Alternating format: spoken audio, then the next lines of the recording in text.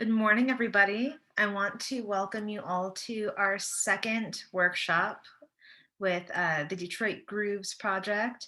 Today, we are going to be exploring deeper the conversation we started last week with Sowandé. And before we get started, I want to thank Detroit School of Arts and Knight Foundation and New York Public Humanities for making this possible. Austin, do you have anything to say before we get started today? Yeah, I'm really happy to see everyone this morning. I'm glad you could make it. Like we were talking about last week, we're going to build upon the drumming traditions that Sowandé had introduced to us.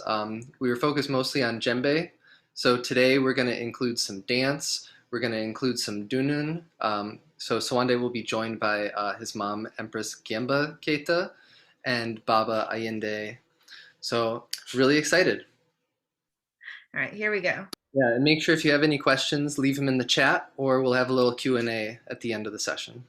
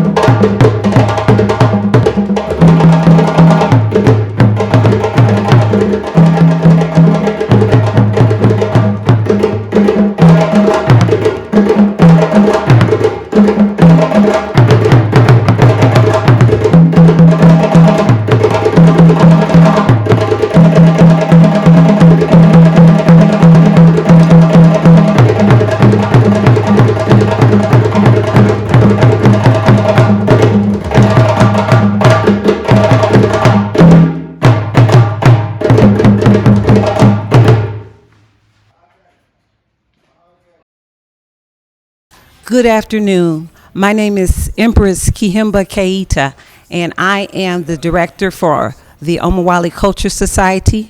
Omawali is a group of dancers, drummers, teachers, and all types of activists who come together to keep the legacy of African music, folklore, and culture together. Thank you. Greetings, everyone. I am Baba Ayinde. I am a what you call a djembe fola. I've been playing this wonderful West African instrument and the orchestra of instruments for a very long time, since I could actually walk. I've been teaching this wonderful instrument, the culture, and I've been able to implement the core four studies, life skills, and culture within the realm of West African drum. I am blessed to be able to be a djembe fola. Ashe, thank you.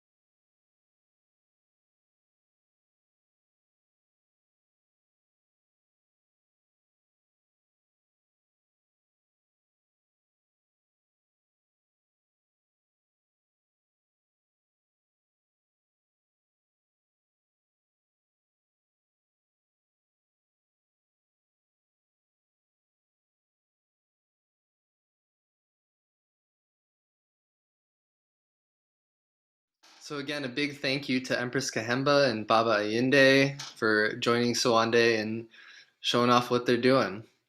Hey Sowandé, I see you're there. How's it going, man? How about now? Sounds good. How's it going? Well, I see you're at Yum Village. Yeah, man, Young Village, man. I wanted to change up the scenery this time, you know? Mhm. Sorry, Hold on. Leslie, she still can't hear nothing? How's that? I'm sorry. Okay. Yeah, I'm just gonna ask Alexis to try and rejoin. Yeah. Well, cool. Do any students have any questions about what we just saw? I know there was a lot going on. Definitely. Definitely. Can you maybe talk a little bit about the two dances actually that you guys performed together? Sure. So that first dance we saw was Lamba, right? That is what they call the dance of nobility or the royal court dance of Mali. So I'm pretty sure your students have seen The Lion King. I grew up on the 1990 version, 94 version. Shout outs to Beyonce for doing a fantabulous job, by the way, and Jay-Z. Um, if you watch the original Lion King that I watched in 94, there is a specific scene where Simba is like christened amongst the family, and he's held in the air, right? And being pronounced as the king of that province or the young king of that province. And so that actual story was really a true story um, about a specific people in Mali, West Africa. So the way that Disney depicts the movie, you know, the character is unfortunately we're animals, but in all actuality, we were human beings. And so um, if the story had been told with human beings, the dance that you saw would have been the dance that we would have done in real life, right? That dance is almost 2,000 years old. So if you're what they call like Keïta, and that's my last name, for example, if you're called Camara, if you're called Giobate, these are different family names that are associated with caste systems or groups of people in Africa. So Keïtas are considered people of nobility or of royalty, whereas the Giobate will be considered a musician or a griot. And so their report is very similar in that they're kind of like bind together in life. That the musician documents every facet of the king and the queen's life for the rest of their life. That's their job, you know. And so they would have been present in the movie, but as musicians, their job in society is to basically write a song about anything that happens in the kingdom. And anytime there's a war or an issue amongst kingdoms, the musicians get together and remind the kings and the queens and the people of that province that 10 years ago, y'all had this same issue and we made a song about it, right? So we don't want to repeat that same issue. We don't want to have war or strife with one another. So as opposed to fighting over the situation, they're reminding in music their greatness of what not to do, right? So that a dance like that can even be used in today's modern times to remind us that if we have issues with one another, we should remember our regalness, right? We shouldn't go out of our way to hurt or harm one another. So just using that as an example. Now, the next dance you will see is called Manjani. Manjani, there's two versions. There is Manjani, which is done for women, and then Soli, which is done for men. So sometimes when Manjani is played, there's a rhythm called the Ninadome. It's real funky rhythm. Gets you real hype before you come out there, right? And the masquerade Manjani comes out, and then, sorry, I'm telling people how to get to the restaurant. So Manjani is a dance specifically for young women who are transitioning and from adolescence into womanhood. So these young women go out with older women into the bush, and the art of being a woman is revealed to them in a very magnificent way, very sacred for women. Only women have privy to. As a drummer, I have some privy to some of these things, but more so what happens in the bush. And like I would liken it to just making a comparison. If anybody has been in Boy Scouts or Girl Scouts, they kind of go on different adventures, especially in nature. So they do go out into the bush and they experience amazing things while out there. And then as those young women are introduced to society or reintroduced to society, they come out and perform that dance that my mom performed, right? To show that they have learned the wisdom teachings from these elder women, and that they are functional to, to be present in society, to be, decision makers, to be mothers, to lead, to be in positions of power, to help, to curate for that matter. That dance is just a visual to show that they had learned those things while out. Also, it can be a very competitive dance too, right? So while you can learn the dance movement and show that you are capable of functioning and being a woman in this society, you also can show your skill in terms of the movement, all right? Your display of skill or your ability to articulate the movement. So both of those are kind of used in both. And like today, in today's time, like we don't necessarily go out in the bush for Manjani, like in Detroit, right? But what we do here in the city, for a lot of people who know that dance, it's a very competitive dance where people old and young have an opportunity to display the array of movements they know. So just for example, when my mother was learning African dance in the 80s, so this is like the first coming to America, not the new one, right?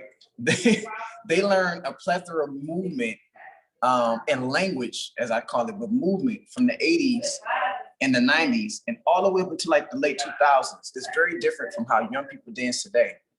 So now today we have technology. We have quite a bit of access to Africa to learn some of the specifics around dances and the technology or the ideologies associated with that movement. So there's always a nice conversation between like the old movement and the new school movement, if you will. But again, Manjani is a vessel for us to come and look at that, right? The progress. Like that's how we kind of use it here in the city.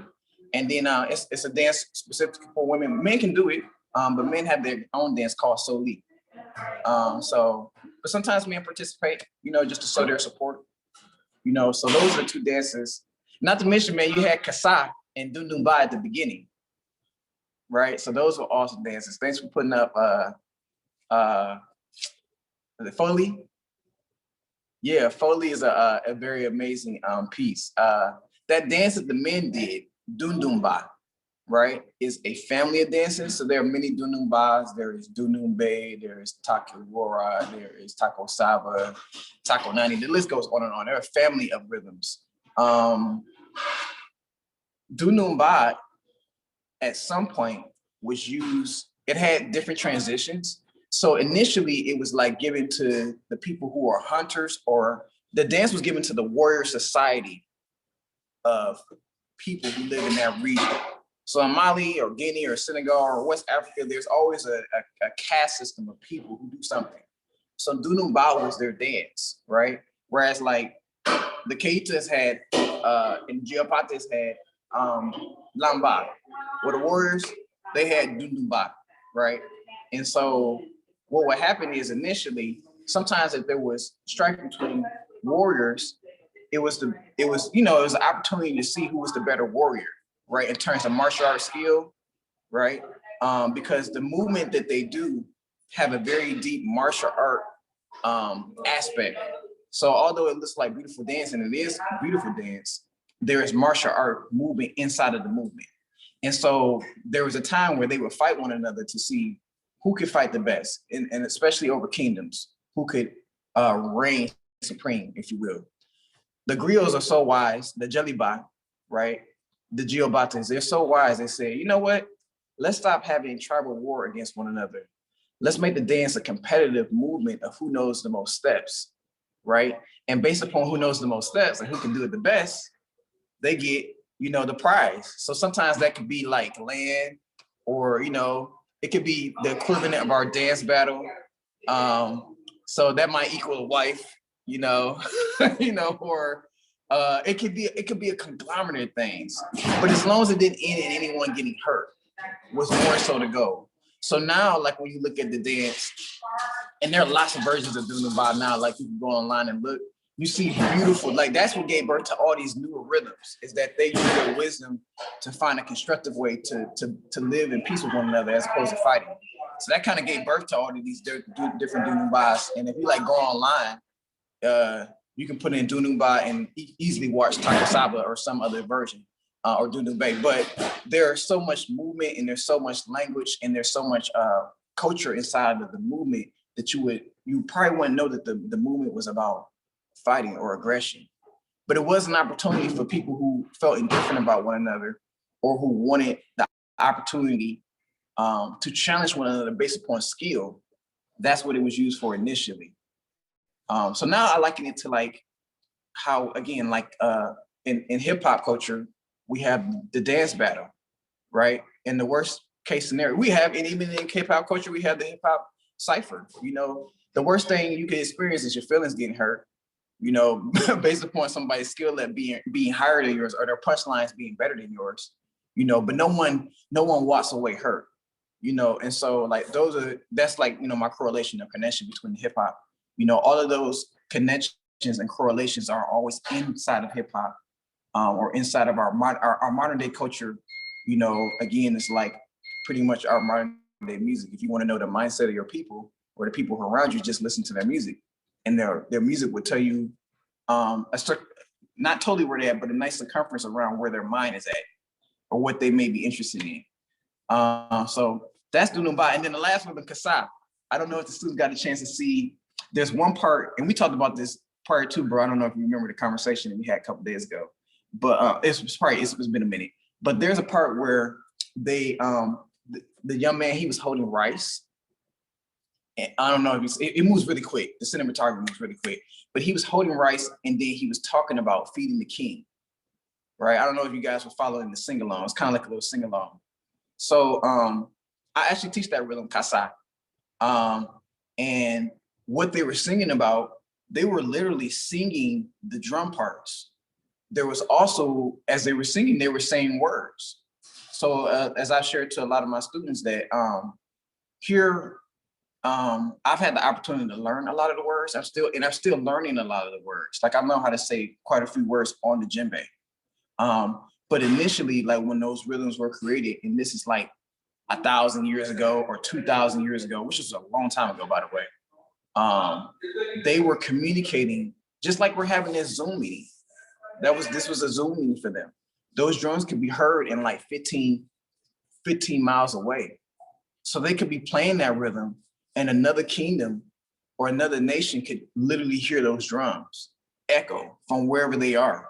And people would know that it's time to harvest food, you know, or if it's time, and in the case of the song, it's time to feed the king.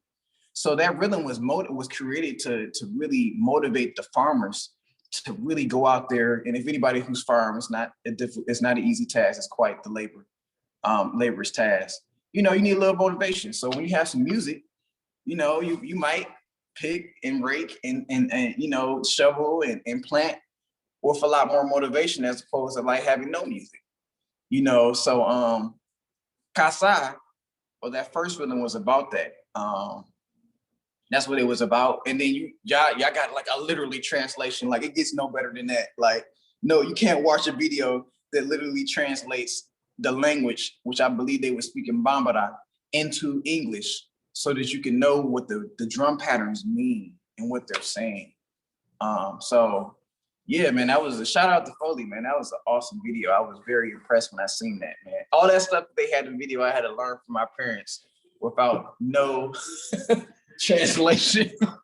And you know, like man, the internet wins again, man. It's amazing, you know, what amount of technology we have out here, you know, to know certain things. It's amazing. We're definitely in the era of information. Speaking of family, there's a question in the chat from Marisa. Please, Nelson. more questions. Yeah. Marisa Nelson wants to know how it feels to collaborate. With my mom and brother. Is that the question? Sure. Yeah. We were just on the topic of family, so I figured it'd be a good time to drop this question in. But absolutely. What's it like to collaborate with your family? Well, it's great. You know, sometimes we understand each other perfectly creatively. Sometimes we don't because we're family, you know.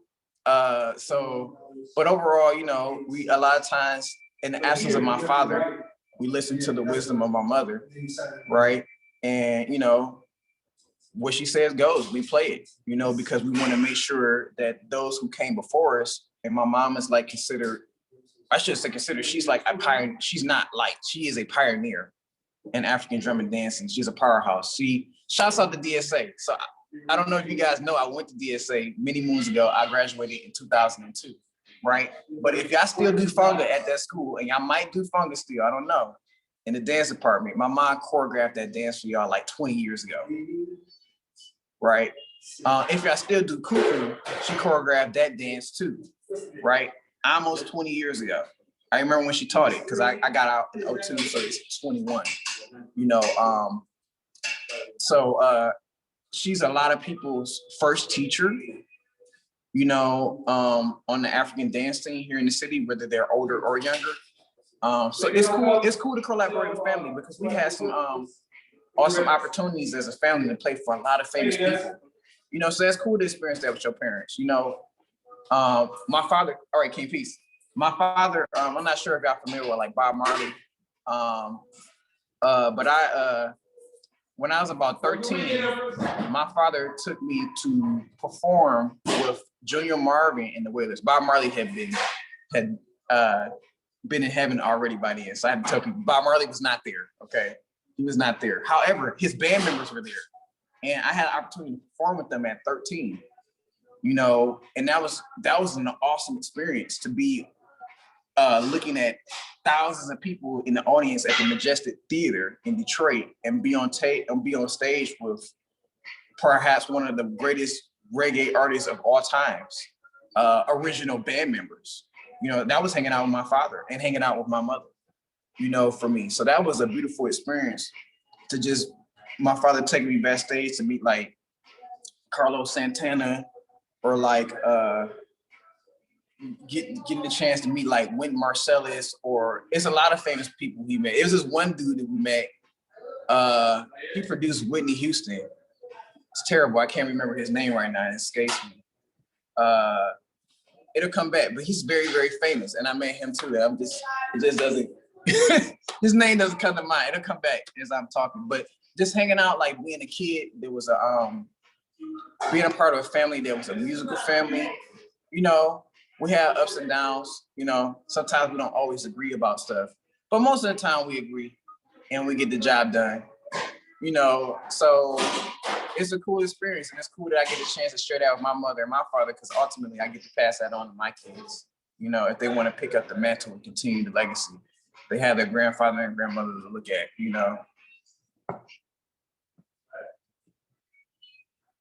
Makaya has a question. She says, Sure.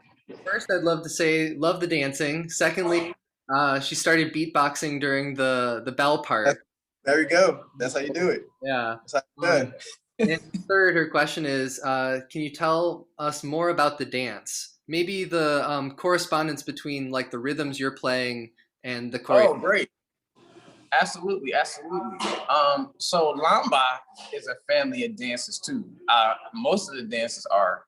So when I say a family, look at each dance step as a word, right? To a bigger piece of the puzzle of words being said.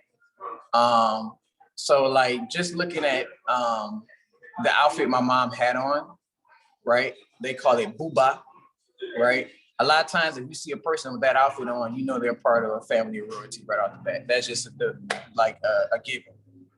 When we get into the actual dance language, there are cues that are played between the mother and the father, the djembe and the dundun. And as a mother mother speaks to the father, it also directly or indirectly speaks to the dancers. So there'll be certain phrases that I play, like how you beatboxing, like stuff like that, right? Is actually telling my mom to change, stop, and start, right? All of that is actually interwoven in the music. Sometimes it's also me just following her too. So that part is too. There's a little bit of space for improvisation where we can follow the person. But a lot of times the movement, I'll play the break like I'll play that, and that means change. and then she'll move her hands and feet a certain way. So a lot of times, the conversation between the drummer and the dancer, right, is sometimes it's a hidden conversation because you wouldn't think that all of that aggression or energy behind drumming is actually forming and communicating. But like how the drummers were singing the rhythm to the king, right, in Foley, so does the drum. Same thing with the dancer. We can have a whole conversation based upon movement. So every time I play the break, step changes. You know, in between the step, they're doing certain things with their hands and feet. So my djembe patterns play that movement, right? They articulate that. Her hands can be going like pop, pop, you know, or pop, pop, and I'm playing that on the drum. Digga digga da digga digga da, you know, like that is like the language that's being communicated. And then I play the break, and maybe we go into another modality, another language. There were several dances that we did. There was John Sa was there. You kind of notice the music changes. You kind of notice that the movement speeds up, right? The movement. So there were lots of different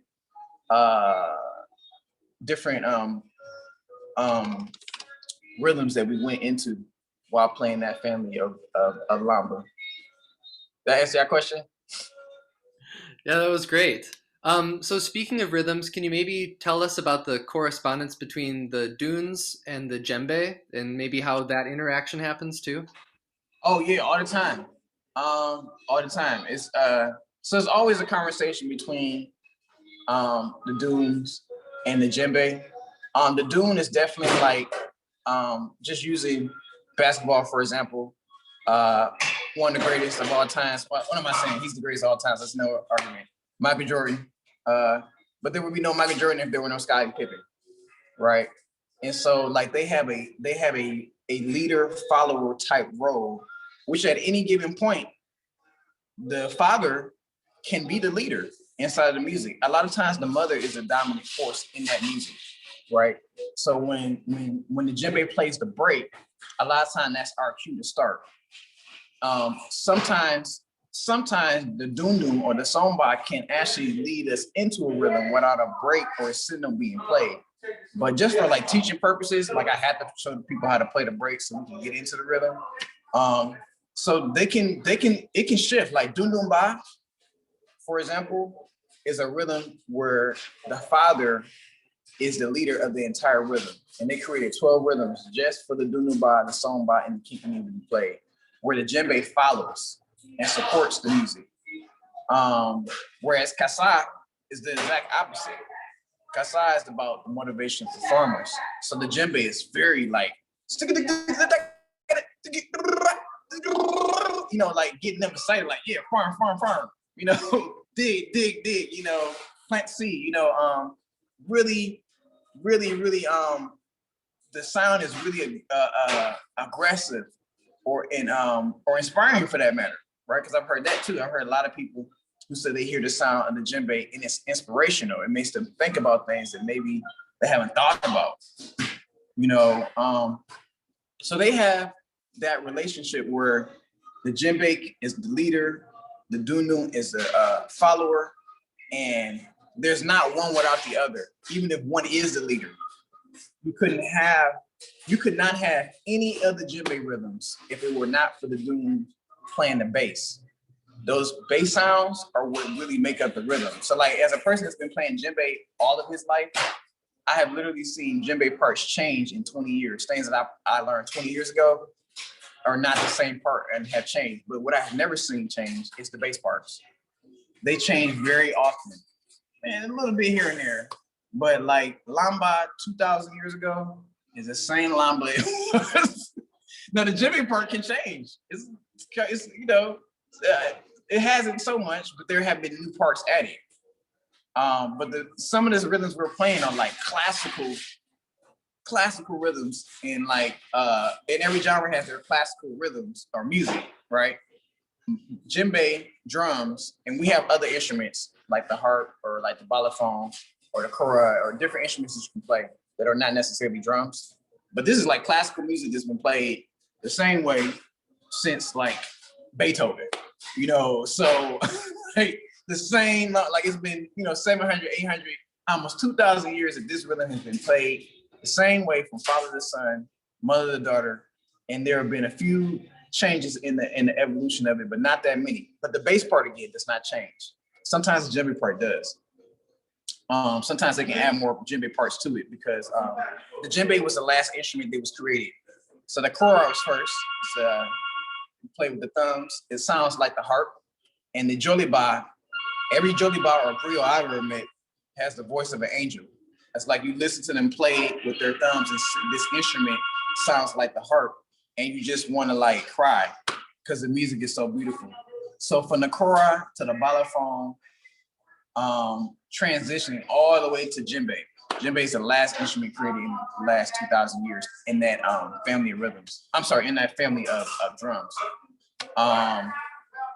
So yeah, those drums are always.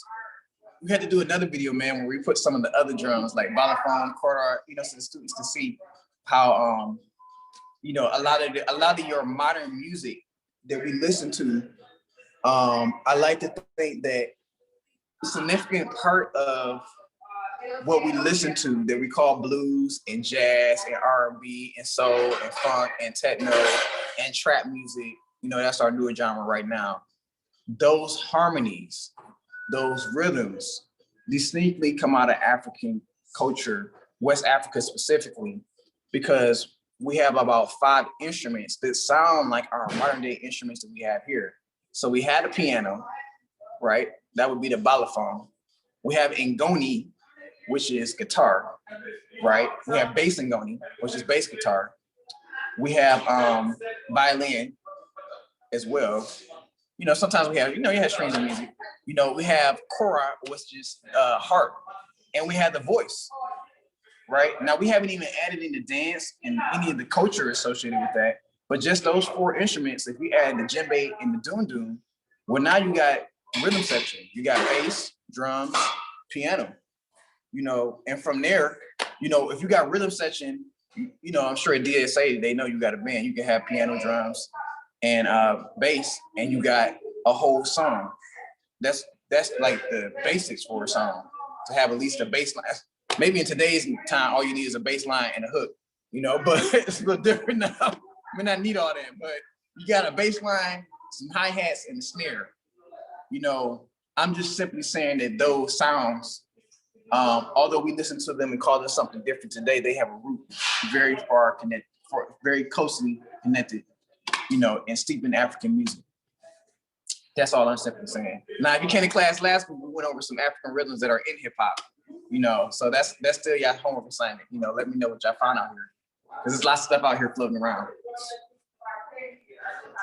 I think we have time for about one more question, and this Sure. one was actually sent to me last week from someone who attended the first workshop. Unfortunately, they couldn't be here today because there's a photo shoot happening at DSA.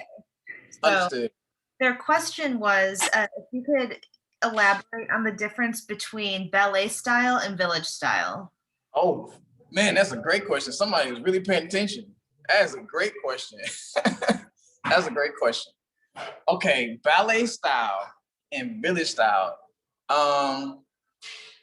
So we had several national ballets that have come to the city of Detroit and to the world, right? But I was present to see several as a child.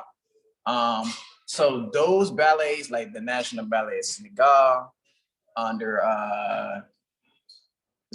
what's his name? Goodness, I forget Baba's name because I remember the director. Goodness, you guys I'm going back in a time machine trying to remember some of these people. Their names would come to me as we go along. But the National Ballet of Senegal, the National Ballet of Guinea, Malian Ballet has also come here too. They brought the classical style that you speak of, right? They brought it to life in the form of movement. So let me start off by saying the village style movement. At one point, and this is a long time ago, so just using your imagination, about 2,000 years ago, we had we had half of the rhythms we had today. There are about 60 rhythms that are taught. I like to think that we probably had about 30 to 60 of those rhythms, and they've evolved in the last 2,000 years. We could have had all 60 respectfully, but definitely we had 30 to 40, and they've changed. So for each rhythm, like Manjani, for example, there was 1 to 2 dance steps that were the original movement, right? Lamba, 1 to 2 dance steps, mainly one signature step that denoted that this was Lamba, right? Or this was Kuku, or this is one Manjani. That step was conversational words that let you know that this was the dance. So I guess what I'm saying essentially is that each drum rhythm that we had one dance step that was the signature step initially. Now, as time would go along, and like in 1966, Sowandé Keïta brought the National Ballet of Guinea here with the activist brother. Gosh, names escape me right now. Harry Belafonte, right? They came to the United Nations to New York in like 1966, and they did Lamba. It's a cool video if you can even find it online. They did Lamba, and by then, the ballet style or the theatrical style of movement, the movement had advanced. There were people from Mali and Guinea and Senegal and even Ghana who came to America and started to create more movement to go along with the initial dances. So I'm very grateful to like people like my mom, because some of the first movements that were created, probably I'm gonna just say from like, I'm gonna assume respectfully, like before they got here, they already created like 10 movements or more, maybe even more than that. But my mom would pick up on those movements in the 80s, right? And carry like that lineage and history all the way to today. So that's a great question because we started off with one step. There was the signature step for each rhythm. And so it transitioned into many steps when we started to have the culture being brought to America and being represented. And that's how my father got into it. It was like people like Morcham and like Baba Olatunji. There's so many great people, Chief Bey. These people were in relationship, or like in the 70s. The 70s was an interesting era on the planet because there were a lot of amazing people who were just leaving their country and meeting people in other parts of the world and sharing information. And that gave inspiration to a lot of people. My father and mother was the two people like that, but yeah, we had one step, ballet style, right? Village style, excuse me, right? That one step was the signature step. So again, after the ballet came here, we had lots of steps. I mean, lots of steps, lots of rhythms. People really start teaching the movement, right? So hopefully that answers their question. Thank you so much for joining us again today. Sweet. If everybody could come on camera and we could all just give Sowandé a big round of applause. The last Thank you. Thank you. I appreciate all of you, every single one of y'all. Shouts out to DSA. Shouts out to what y'all doing at DSA, which is absolutely awesome. Yeah, I look forward to doing more things. Look forward to coming back to DSA. Shouts out to Miss Reynolds, aka Mama Maiwa. She's doing amazing things. Her and her husband continuing the legacy. Shouts out to Dr. Cotton, who is the founder of our school, and all the amazing students that have graduated, doing amazing things, and even young people who are coming up behind us DSAers, who are continuing and passing on the legacy and the torch. COVID has created this whole, man, I wish we could have had this when I was at school. Like we had some awesome moments, man. Like Drew Hill came to our school, and like Shine, and like 50 Cent, and like a whole bunch of cool people, came to our school. So yeah, I'm very happy to have graduated from that school, man, because it helped a whole bunch in what I want to do in life. So shouts out to y'all for listening to me. I appreciate y'all. I just threw a link in the chat to Omawale Cultural Center. So Yes. this is where, if you want to check out more of what Sowandé and Empress Kahemba is doing, that's the spot. I know that you guys sometimes have classes, whether it's dance or drums. So once we're back to usual, it's the spot to go. Yeah, Thursday night class at Young Village every Thursday. I'm kind of here. I'm here every Thursday. Had a great class last night. Also, dance class will be starting really, really soon. If you just want to follow me on Instagram, it's my first name, Sowandé, last name Keita, 2313. And there I post things of what we're going to do. We definitely got some cool stuff. Perfect, yep. Perfect, man. Anything that y'all want to see or hear, definitely follow Detroit Grooves. Follow Sowandé Keïta. Got some cool stuff coming up at the Institute, man. We're as my nonprofit is really wanting to do some really cool and eclectic things with the djembe. So I'm looking at just taking some of the things that are very traditional and very ancient and bringing them to the forefront for people to know about them, so we can know about what it is, and then putting a modern twist so that we can preserve it, for the future generations that will inherit it. So that's what we're about at the King Sowandé Keïta Institute. So we got dance coming up in about 2 more months. We'll be doing drum all the way to May 28th. I had to look at the board because I can't remember the date. Yeah, May 28th we'll be here. We're just turning the space. It's pretty big. We're clear this whole space out, right? Clear this whole space out, man. And like once a week, my mom will teach dance.